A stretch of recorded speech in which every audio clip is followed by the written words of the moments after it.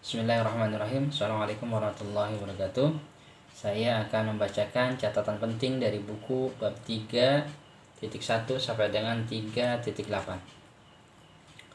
3.1. 5 perspektif tentang mengajar. Transmisi penyampaian konten yang efektif atau pendekatan objektifis. Magang mencontohkan cara hidup belajar dengan melakukan di bawah pengawasan. Perkembangan menumbuhkan cara berpikir konstruktivis atau kognitivis.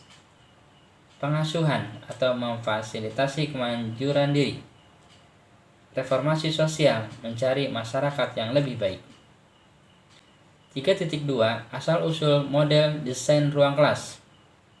Beberapa model desain begitu melekat pada tradisi dan konvensi sehingga kita sering seperti ikan di air. Kami hanya menerima bahwa ini adalah lingkungan tempat kami harus hidup dan bernafas. Dalam model berbasis kelas, peserta didik diatur dalam kelas yang bertemu secara teratur di tempat yang sama pada waktu tertentu dalam sehari untuk jangka waktu tertentu selama waktu tertentu periode. 3.3 Kuliah transmisif, belajar dengan mendengarkan.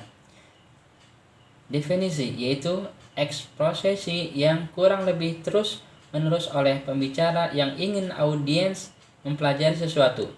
Definisi khusus ini penting karena tidak termasuk konteks di mana kuliah sengaja dirancang, diinterpresis oleh pertanyaan atau diskusi antar instruktur dan siswa. Asal-usul kuliah. Istilah kuliah berasal dari Latin, artinya bacaan. Pada abad ke-13, kebanyakan buku sangat langka. Mereka dibuat dengan susah payah dan diilustrasikan oleh para biksu, seringkali dari koleksi sebelumnya, dan gulungan yang sangat langka dan berharga dari zaman Yunani atau Romawi kuno, atau diterjemahkan dari sumber-sumber Arab, karena banyak dokumentasi dihancurkan di Eropa selama abad ke-8 menyusul jatuhnya Kekaisaran Romawi. Apa penelitian memberitahu kita tentang efektivitas kuliah?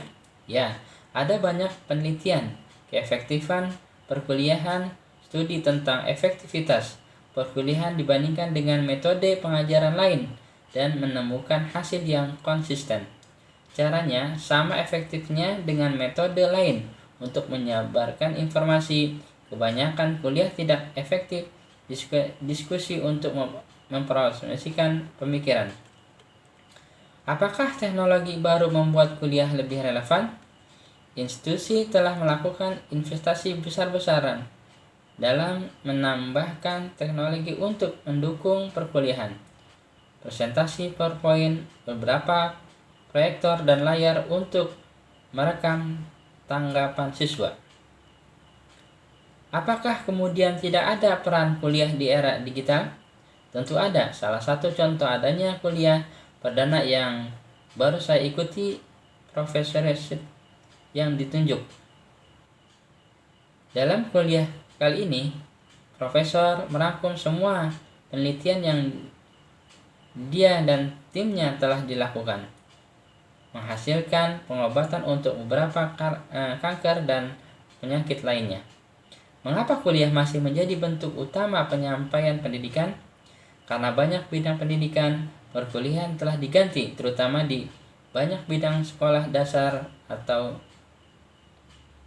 dasar investasi besar telah dilakukan oleh institusi dalam fasilitas yang mendukung model kuliah. Apa ada masalah dengan depan untuk perkuliahan di era digital? Itu tergantung pada seberapa jauh seorang ingin melihat ke depan. 3.4 Interactive lectures, seminar, dan tutorial learning by talking.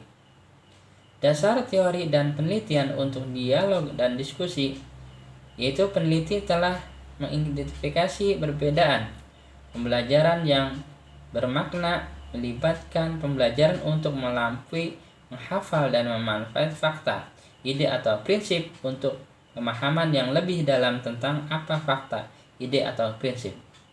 Seminar dan tutorial. Apa itu seminar?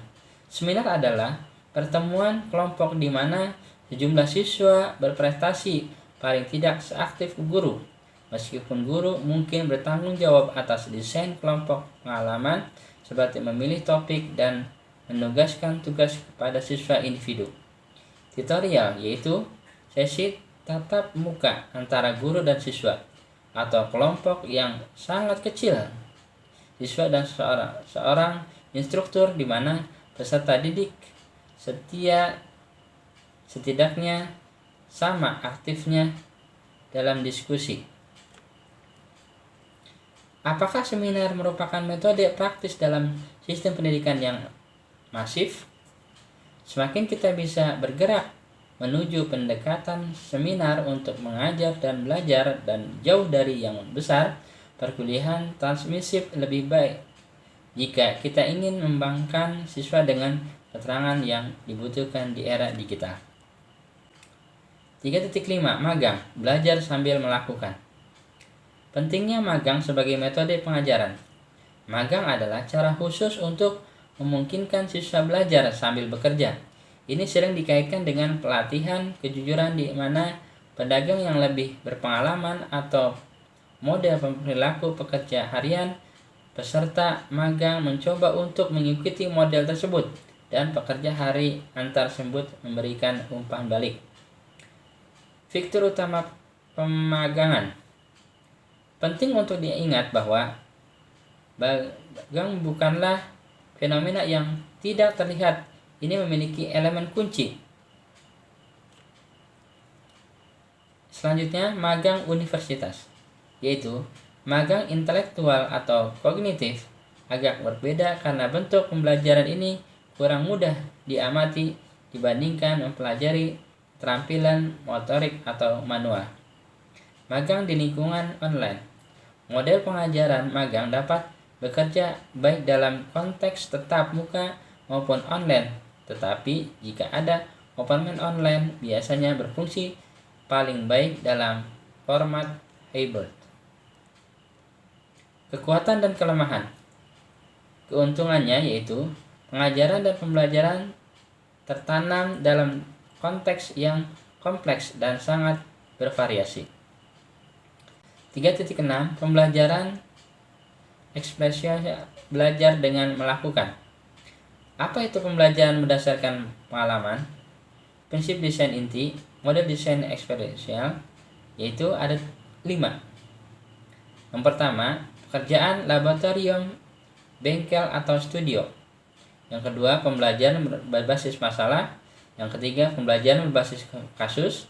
Yang keempat, pembelajaran berbasis proyek. Dan kelima, pembelajaran berbasis query. Pembelajaran eksperisial dan lingkungan pembelajaran online. Selanjutnya, kekuatan dan kelemahan model pembelajaran berdasarkan pengalaman. 3.7 Model pengasuhan dan reformasi sosial dari pengajaran belajar dengan perasaan, yaitu prinsip pengasuhan.